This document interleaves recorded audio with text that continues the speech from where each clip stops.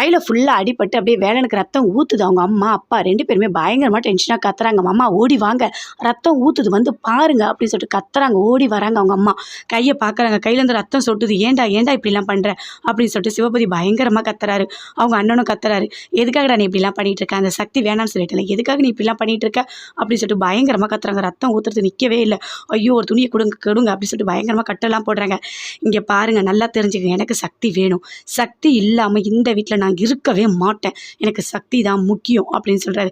டேய் ஏன்டா இப்படிலாம் பண்ணிகிட்டு இருக்க, அவள் உன்னை ஏமாற்றிருக்கா, அவள் உன் கூட வாழவே தயாராக இல்லை, அவளை எதுக்காக நீ நினச்சிட்டு இருக்க அப்படின்னு சொல்லிட்டு பயங்கரமாக சிவபதி திட்டுறாரு.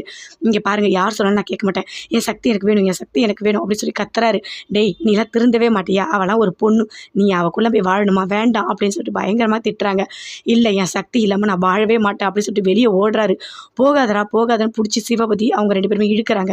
இல்லை நான் சக்தி இல்லாமல் இருக்கவே மாட்டேன், என் சக்தி தான் எனக்கு முக்கியமே அப்படின்னு சொல்லிட்டு அப்படியே ஓடுறாரு. போயிட்டு அங்கே சக்தி வீட்டுக்கு போகிறாரு. சக்தி வீட்டில் எல்லாருமே பேசிகிட்டு இருக்காங்க. நீ ஏமா உண்மையை மறைச்ச, நீ எல்லாருக்கிட்டையும் உண்மையை சொல்லியிருக்கலாம்ல அப்படின்னு சொல்லிட்டு. இல்லை நான் நிறைய வாட்டி உண்மையை சொல்லணும்னு நினச்சேன், ஆனால் என்னை சொல்லவே விடலை. ஏதோ ஒரு வலுவான ஒரு காரணம் வந்து என் முன்னாடி நின்றுட்டே இருந்தது, என்னால் சொல்லவே முடியல. ஆனால் இது எல்லாத்துக்குமே காரணமே அவர் தான் பொய் சொன்னார் அப்படின்னு சொல்லிட்டு பயங்கர டென்ஷனாக சொல்கிறாங்க. அதெல்லாம் கேட்டுட்டு பாட்டி சொல்கிறாங்க, அவன்லாம் ஒரு மாப்பிள்ளையே கிடையாது, ரொம்ப மோசமானவன் அவன் அப்படின்னு சொல்லிட்டு பயங்கரமாக திட்டிகிட்டு இருக்காங்க. எல்லாருமே அப்படியே பயங்கரமாக சொல்கிறாங்க, நீ போக வேண்டாம் சக்தி, இனிமேல் நீ அங்கே போகவே வேண்டாம் அப்படின்னு சொல்லிட்டு இருக்காங்க. உன்னை நாங்கள் இனிமேல் அங்கே அனுப்பவே மாட்டோம் அப்படின்னு சொல்லிட்டு வீட்டில் இருக்க எல்லாருமே சொல்லிட்டு இருக்காங்க. அங்கேருந்து வேகமாக வராரு வேலன். வந்து சக்தி வா, வெளியே வா, வீட்டுக்கு வா, கண்டிப்பாக நீ வரணும், நீ இல்லாமல் என்னால் வாழவே முடியாது அப்படின்னு சொல்லிட்டாரு. அதை கேட்டோடனே சக்தி அங்கேருந்து வராங்க. எதுக்காக என்னை கூப்பிட்ற, என்னை பார்த்தா உனக்கு எப்படி தெரியுது, நீ என்ன நினைக்கிறியோ அதை அப்படியே நான் செய்யணுமா, எனக்கு உணர்ச்சியே கிடையாதா, நான் சொல்கிறேன்ல இது பொய், இது தப்பு, இந்த மாதிரி பொய் பேசாதன்னு சொன்னேன், எங்கேயாவது கேட்டியா, இல்லை மாசமாக இருக்க மாதிரி எல்லாருக்கிட்டையும் அப்படியே நடித்தேன், என்னால் அந்த மாதிரிலாம் நடிக்க முடியாது, நீ ஆட்டுற பொம்மை கிடையாதுன்னா, எனக்கும் உணர்ச்சிகள் இருக்குது, இனிமேல் நான் அந்த வீட்டுக்கு வரவே மாட்டேன் அப்படின்னு சொல்லிட்டு சக்தி சொல்கிறாங்க. அதை கேட்டோன்னே வேலைன்னு சொல்கிறாரு. கண்டிப்பாக கிடையாது சக்தி, எங்கள் அப்பா ஏதோ கோவப்பட்டு பேசிட்டார், அதெல்லாம் நீ பெருசாக எடுத்துக்காத, நீ வா வீட்டுக்கு, கண்டிப்பாக எங்கள் அப்பா நல்லவர் தான், வா அப்படின்னு சொல்லிட்டு வேலன் கூப்பிட்றாரு. நான் வரமாட்டேன், நான் கண்டிப்பாக வரமாட்டேன், உங்கள் அப்பா எல்லா படியும் ஏன் மேலே தானே போட்டார், நீ பண்ண தப்புக்கு எல்லா கிரெடிட்டும் எனக்கா அப்படின்னு சொல்லிட்டு பயங்கர கோவமாக சொல்கிறாங்க சக்தி. கண்டிப்பாக என் பொண்ணு அங்கே வரமாட்டா அப்படின்னு சொல்லிட்டு எல்லாருமே சேர்ந்து பேசிகிட்டு இருக்காங்க. இங்கே பாருங்கள், கண்டிப்பாக ஏன் பொண்டாட்டி, நான் தாலி கட்டின பொண்டாட்டி, ஏன் பொண்டாட்டியை நான் கூப்பிட்றேன், நீங்கள்லாம் பேசாதீங்க, வா சக்தி போகலாம் அப்படின்னு சொல்லிட்டு கையை பிடிச்சி இழுக்கிறாரு. உடனே அவங்க அண்ணன் வராரு.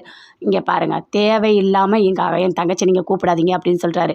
அதை கேட்டோடனே வேலைன்னு சொல்கிறாரு. ஏன் பொண்டாட்டி நான் கூப்பிட்றேன், நீ மச்சான் நீ தள்ளிப்போ அப்படின்னு சொல்லிட்டு. அதெல்லாம் தள்ளிலாம் போக முடியாது, என் அக்காவுக்கு அங்கே வாழ பிடிக்கல, உங்கள் அப்பா எப்படி பழி போட்டு வீட்டை விட்டு கழுத்தை பிடிச்சி வெளியே தள்ளினார், இப்போ வந்து கூப்பிட்றீங்க, நீங்கள் கூப்பிட்டா உடனே எங்கள் அக்காவை அனுப்பி வைக்கணுமா, நான் அப்படிலாம் அனுப்பிலாம் வைக்க முடியாது, எங்கள் அக்காவை வீட்டுக்கு வரணுன்னா உங்கள் அப்பாவை வர சொல்லுங்கள், உங்கள் அப்பா வந்து எங்கள் கிட்ட மன்னிப்பு கேட்டால் மட்டும்தான் எங்கள் அக்காவை நாங்கள் அனுப்புவோம் அப்படின்னு சொல்கிறாரு.